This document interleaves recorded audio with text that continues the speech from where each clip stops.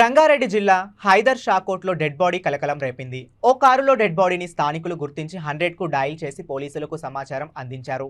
హుటాహుటిన పోలీసులు, clues team బృందాలు ఘటనా స్థలానికి చేరుకొని పలు ఆధారాలు స్వీకరించారు. కారులో ఉన్న డెడ్ బాడీని శ్రీనివాసుగా పోలీసులు గుర్తించారు. ఇది హత్య లేక ఆత్మహత్య అనే కోణంలో నర్సింగ్ పోలీసులు దర్యాప్తు చేస్తున్నారు. గత 3 రోజులుగా కారు పార్క్ చేసి ఉన్నట్లు సమాచారం. వివరాలు తెలియాల్సి ఉంది.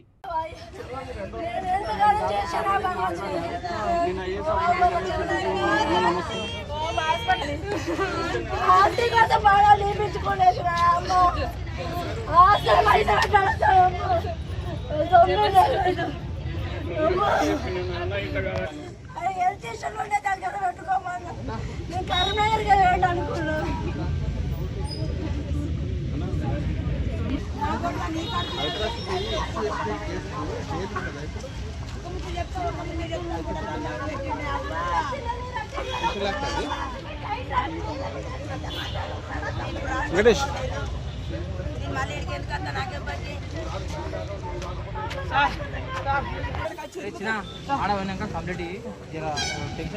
టెన్షన్ పడకు కంప్లీట్ గానీ నీకు ఏమైనా డౌట్ ఉంటే మా పిఎస్ నా ఈపీఎస్ నా ఇక్కడ ఇచ్చుకోరా ఇక్కడ తీసుకోరు సార్. మరి మేము పోతాం. మాది నీకు 4 రోజులు అంది భర్త ఇంట్లో రాలేదంటే 4 రోజులు 2 నెలలు నాకేనే ఉన్నాడు. అమ్మ నేను ఉంటే ఈ ఊళ్ళో ఏమన్నా అనుమాన పడుతున్నా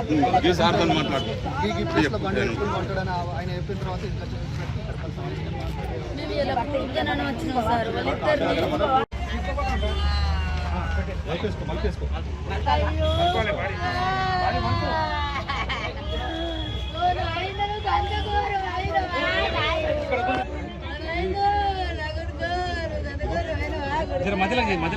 వాళ్ళిద్దరు. అయ్యో నాయన అన్నాడు.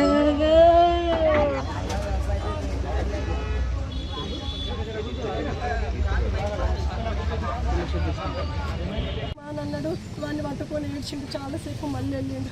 మళ్ళీ తాగి మళ్ళీ వచ్చి ఇట్లనే రొటీన్ అయింది. సండే మండే నాకు జ్వరం వచ్చిన స్కూల్కి పోలే. నేను ఇంట్లోనే ఉన్నా. మండే రోజు అంతా ఉన్నాడు. మండే నైట్ తాగేసి వచ్చిండు. ట్యూస్డే ఎర్లీ మార్నింగ్ వేయండు. ఇంక నేను నిద్రలు ఉన్న ఏ టైంకి వేయండు నాకు తెలియదు. నేను కరీంనగర్కి వేయండి అంటే ఇప్పుడు వాళ్ళు ఏమంటారంటే మీరేమో చేసారని చెప్పి వాళ్ళు ఆరోపిస్తున్నారు.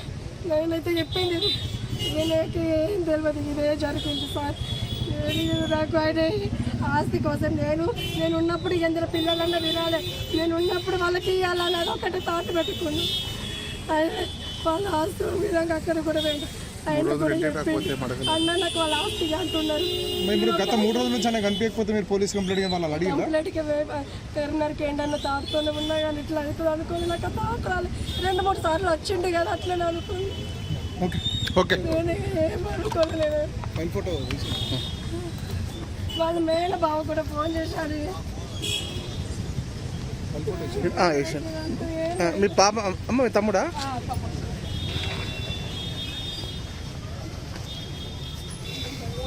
1-1:15 మధ్యలో మాకు హైదర్ షాకోట్ శాంతినగర్లో ఓపెన్ ఏరియా పార్కింగ్ ఏరియాలో వెహికల్ TS10 UA 8026 ఈ కార్లో డెడ్ బాడీ ఉందని మాకు సమాచారం రాగా ఇక్కడికి వచ్చినాము.